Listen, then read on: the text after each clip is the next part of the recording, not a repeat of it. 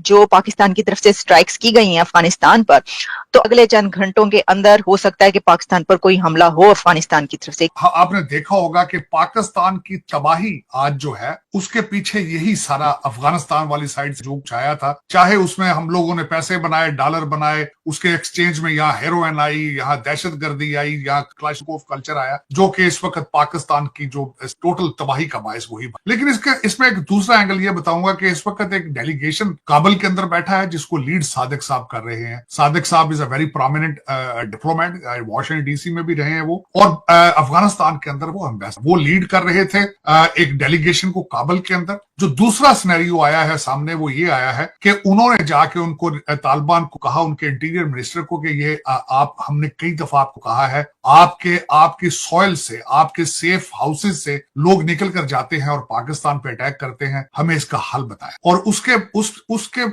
इस क्वेश्चन के जवाब में तालिबान ने कहा है कि वो हमारे कंट्रोल में नहीं है और हम उनके साथ ज्यादा सख्ती भी इसलिए नहीं कर सकते क्योंकि हम उनके मेहमान रहे हैं जब यहाँ पे रशिया था, यहाँ पे अमेरिका था। तो आप इन चीजों को, और आप ही के वो सिटीजन है, आप खुद उन पे अटैक। और उस मीटिंग के तकरीबन 2 घंटे के बाद, 3 घंटे के बाद ये स्ट्राइक, और वो डेलीगेशन अभी तक अफगानिस्तान में है, डायलॉग आर स्टिल अटैक। तो उनके ये जो दूसरा सिनेरियो था, मैंने आपको बताया कि दूसरा एंगल आ रहा है कि ये अफगानिस्तान के जो तालिबान है उनकी मर्जी शामिल थी इस चीज में। इनडायरेक्टली उन्होंने कहा हम एहतजाज करेंगे, लेकिन ये कि ultimately they are not in our control. अब तालिबान हो सकता है इस पे रिटेलिएट ना करें, टीटीपी इस हमले करेगी, और पहले भी वही हमले कर रहे थे। दूसरा इसके अंदर एक जो खबर इसमें से ये निकली ये थी कि जो ही अटैक हुआ, रात के वक्त अटैक किया गया है, ड्रोन्स और दूसरी चीजें इस्तेमाल की गई हैं, और उसके तकरीबन विदिन अभी आग लगी हुई थी तो वो तस्वीरें निकाल के सुना है कि अफगानिस्तान मीडिया और इंटरनेशनल मीडिया उनको दिखाना शुरू कर दिया था कि बच्चे और खवातीन जो है मारे गए। हालांकि अभी आग जल रही थी, लाशों की पिक्चरिंग कैसे आ जाए, तो उससे भी नजर आता है कि फेक पिक्चर्स भी और फेक न्यूज भी इस्तेमाल। दूसरा 4 स्ट्राइक की गई है, चारों की चारों स्ट्राइक की उनके ट्रेनिंग सेंटर थे, और टीटीपी की खवातीन और बच्चे फासले, और बड़ी प्रिसाइज किस्म की स्ट्राइक करने की कोशिश की गई है। लेकिन क्वेश्चन इसमें से ये आता है आलिया, अब पाकिस्तान के पास चॉइस क्या है, इससे आगे कहां तक, बल्कि लेट है मेरे ख्याल में। पाकिस्तान को एक सबसे बड़ा प्रॉब्लम यह है कि हमेशा हर चीज में लेट, हर चीज में अनऑर्गेनाइज, हर चीज के अंदर जज्बात को पहले आगे ले जाते हैं। मैं अभी इन्हीं तालिबान के बारे में बताना चाहूंगा। इमरान खान साहब ने कहा था कि इन्होंने गुलामी की शायद, फिर हमारे इंटेलिजेंस एजेंसी के भाईजान जाके वहां पे चाय पीना शुरू, फिर उन्होंने तासर ये देना शुरू कर दिया कि मैं यहाँ पे कैबिनेट बनाने आया, फिर ये तासर दिया गया कि ये अच्छे तालिबान हैं, अब ये तालिबान आएंगे तो यहाँ पे कोई दूसरी फॉरेन जो एजेंसी यहाँ हमारे खिलाफ ताने बाने नहीं बना सकेगी। लेकिन हम बहुत जल्दी कर देते हैं। आज वही तालिबान जो है वो आपके बजाय भारत के ज्यादा करीब है, और बल्कि ये वही तालिबान है कि जिन्होंने कहा था कि कतर दोहा डायलॉग के अंदर हमें पाकिस्तान पे एतमाद नहीं है, हम नहीं चाहते पाक हमारी सालसी, हम तो दर हकीकत ये हमारी अपनी गलतियां हैं, हमारे अंदर में सीरियसनेस नहीं होती, मैनेज नहीं कर पाते। आज जिसकी मिसाल ये है कि इमरान खान साहब जो 25 लोगों को जो फौजी अदालतों ने, मैं डिरेल तो नहीं करना चाहता लेकिन उसी के साथ अटैच करना चाहूंगा, 25 लोगों को जिनको सजाएं दी गई है, यूरोपियन यूनियन, यूके, अमेरिका, सब ने उसको क्रिटिसाइज किया है, दिल खोल के किया है उन्होंने। लेकिन हमारे क्योंकि हम गूंगे हैं, हम लेट हैं। सबसे बड़ी बात ये बताएंगे 9 मई में जब आर्मी के ऊपर अटैक हुआ है तो इन्होंने 2 साल वेट करने की क्या जरूरत। और तीसरा ये कि अभी तक आपकी अदालतें जो कि सारी मैनेजेबल हैं, मैनेज होती हैं, इन अदालतों को शीशा दिखाएं कि आपका 139 नंबर है, 141 में आप कहते हैं कि आप जस्टिस देंगे।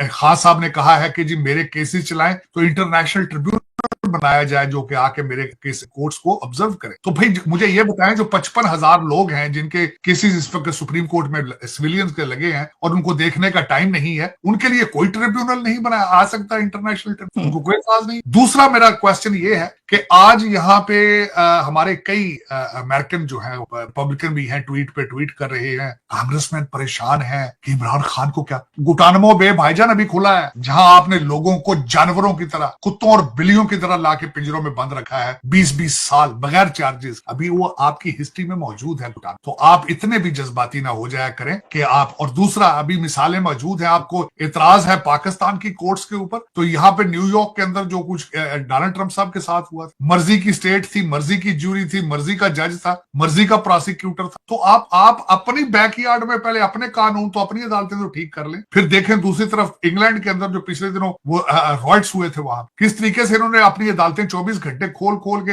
और सुना कुछ माइनर्स को भी सजाएं इन्होंने दे दी। तो ये दर हकीकत इनको चाहिए कि दूसरे इंडिपेंडेंट कंट्रीज के अंदर इतना पोक ना किया करें जाके, और ये मजे ना लिया करें, और ये खासकर बिलखसूस इसमें फ्रीडम और डेमोक्रेसी के नाम पर जाके ये जो वारदात है, अभी इराक नहीं, इराक की आग अभी रही, लीबिया अभी जल रहा है। अभी अगर देखा जाए तो अभी जो आपने किया है प्रीएम्प्टिव अटैक्स करने की, और जो आप अमेरिका के अंदर पैट्रियाटिक एक्ट के जरिए जो आप करते रहे हैं अमेरिकन सिटीजन के साथ, प्लीज जरा रखें, थोड़ा देखें पाकिस्तान। लेकिन साजिद साहब, जी साजिद साहब, लेकिन क्या ये बात सही है, ये जो कहा जा रहा है कि ट्रंप इमरान खान को बाहर निकलवाना चाहते हैं, और ऐसा नजर आ रहा है कि अब ये काफी मामला आगे बढ़ेगा और हो सकता है कि ये हो भी जाए, क्या आप समझते हैं कैसा होगा? देखिए, डोनाल्ड ट्रंप साहब इज अनप्रेडिक्टेबल। दूसरा उसमें ये बताना चाहूंगा कि डोनाल्ड ट्रंप साहब ने अभी तक 6 मुल्कों के जो उनके टॉप लिस्ट पे थे, टॉप हिट लिस्ट पे थे, उन्होंने उन टॉपिक्स को टच कर लिया है। मुझे ये बताएं कि बांग्लादेश के जब वहां पे उन्होंने हिंदुओं माइनॉरिटीज की बात कर ली, तो उन्हें पाकिस्तान के बारे में बात करते हुए क्या बात है, उनको एतराज, उस पर भी लबकुशाई कर लेते। हाँ, उन्होंने पनामा कनाल के ऊपर एतराज कर लिया, ग्रीनलैंड के ऊपर उन्होंने बात कर ली, उन्होंने भारत की टैरिफ की बात कर ली, कनाडा मैक्सिको को डरा लिया, उन्होंने यूक्रेन के बारे में बात कर ली। तो पाकिस्तान अगर इतना इंपॉर्टेंट था तो उसके ऊपर भी लबकुशाई कर लेते वो। हाँ, बच्चों को गर्म रखने के लिए बहाना अच्छा है, वो क्या आपको पता है ये पार्टी सिर्फ और सिर्फ ट्वीट की है, यूट्यूब की है। आज अगर यूट्यूब पैसे देना बंद कर दे इस पार्टी ने, धड़ाम करके धड़ाम, इस वक्त सिर्फ और सिर्फ ये जो कहते हैं अमीर लोगों के बिगड़े हुए बच्चे हैं, उनका सप्लीमेंट्री इनकम है, और वो बड़ी बड़ी प्रॉपर्टियां और चीजें, बड़े बड़े लोडेड चीजें कर रहे हैं, और अब बल्कि इनके लिए खुद का खतरनाक, ये इन्होंने मास्टर क्रिएट कर लिया है, खान साहब के अपने कंट्रोल में नहीं है। ये जो लोग यहाँ अमेरिका में बैठे हैं, बाहर हैं, इनको चस्का लग गया है डॉलरों का। लेकिन ये कि लेकिन वो कहते हैं साजिद साहब, उनकी तरफ से कहा जाता है कि जो वोट है वो तो यूट्यूबर्स ने नहीं डाले ना, मतलब कितना बड़ा मैंडेट जो मिला है वो तो उस पर बात करते हैं ना। मसला ये नहीं, देखें, मैं बल्कि आज किसी जगह बैठा था, मैंने कहा था खासकर ये जो हमारे अमेरिकन लेजिस्लेटर्स हैं, जो आज इनकी सारी डेमोक्रेसी सामने आ गई है, ये 2018 के बारे में, इलेक्शन के बारे में क्यों नहीं देख, ये कर्नल लियाकत के बारे में क्यों नहीं पूछ लेते? जब मुर्शद पाक असेंबली के अंदर कर्नल लियाकत हर एक एमएनए की उनके तकरीरें सुनता था, हाजिरियां लगाता था, उस वक्त कुछ मुझे ये बताया इलेक्शन का इनको दुख है, पाकिस्तान में इलेक्शन फेयर हुए कब है? और मुझे इनको आप उनकी बात करें, इलेक्शन फेयर नहीं होते, अमेरिका के अंदर नहीं फेयर होते। 2020 के इलेक्शन हम खुद चीखते रहे हैं, डोनाल्ड ट्रंप साहब खुद नहीं मानते थे अपने इलेक्शनों को, 2020 के इलेक्शन। तो ये इलेक्शन, और दूसरी एक और बात है, देखें ये डबल स्टैंडर्ड है, मैं इस पे नहीं जाना चाहता। आप देख लें, इलेक्शन इनका इजिप्ट में कराते हैं तो वो सीसी साहब जीत जाते हैं, तो वो इख्वानुल मुस्लिमीन उनको इन्होंने निकाल दिया था। अपनी मर्जी का बंदा जीत जाए तो वो इलेक्शन फेयर है, अपनी मर्जी के बगैर को आ गया इलेक्शन के, वो ये भी ड्रामा है, तो हम लोग समझ चुके हैं। लेकिन ये कि देखें, ठीक, अच्छा नहीं, मैं खान साहब के बिल्कुल खिलाफ। देखिए जी, इस वक्त लोगों को जुनून है, लेकिन खान साहब 6 महीने से ज्यादा कंट्री चला नहीं पाए, यही लोग फिर दोबारा पीछे पड़े। खान साहब क्या करेंगे? मैं छोटी सी आंखें बंद करें आप जरा 1 मिनट के लिए कि ठीक है जी, खान साहब की बता, एक मिनिस्टर मुराद सईद साहब, एक मिनिस्टर जुल्फी बुखारी साहब हो, एक शहबाज गिल साहब, उसके बाद आप देख हमाद अजहर साहब, और को है 25-30 साल का बच्चा को रह गया तो उसको भी रख। इमरान रियाज खान को भूल गए इतने उन्होंने, वो तो अब मुल्क से भी चले गए। नहीं, उनका पता नहीं, शायद उनको रखें या ना रखें, और इस तरह के बच्चे ये ले आएंगे। उस्मान बुज़दार सुना है इस वक्त बीबी बुशरा जो है वो नए उस्मान बुज़दार ढूंढ रही है सुबह सराज। तो ये लोग किस तरह चलाएंगे भाई? और कौन सा जर्नल आएगा? खान साहब को मर्जी का जर्नल, मर्जी का चीफ जस्टिस, और फिर मर्जी के खासकर ऐसे ढूंढ के 9 रतन लाते हैं ताकि बनी गाला से रिमोट कंट्रोल कम। तो ये किस तरह होगा? चले ठीक, मैं कहता हूँ मेरे मुंह में कहते हैं जी खाक हो, खान साहब के पास कौन सा फार्मूला है जो पाकिस्तान की इकानमी को कौन सा? तो वो तो आएंगे तो बताएंगे। अच्छा साजिद साहब, इसी के साथ जो हम पाकिस्तान का डिस्कस कर रहे हैं, मेरा एक सवाल जो उसमें ये भी है कि क्या ये अफगानिस्तान पर पाकिस्तान के हमले, ये मैंने ये भी सुना कि ये हमले जारी रहेंगे, यानी पाकिस्तान वहां पे हमले करता रहेगा, तो वो अगर रिटेलिएट करेंगे तो क्या आपको लग रहा है कि ये जंग शुरू हो जाएगी या नहीं? देखिए, कि मेरे ख्याल में जब तक कोई फॉरेन ताकत आके वहां पे तालिबान पीछे सपोर्ट नहीं करेगी तो जंग आगे नहीं जाएगी।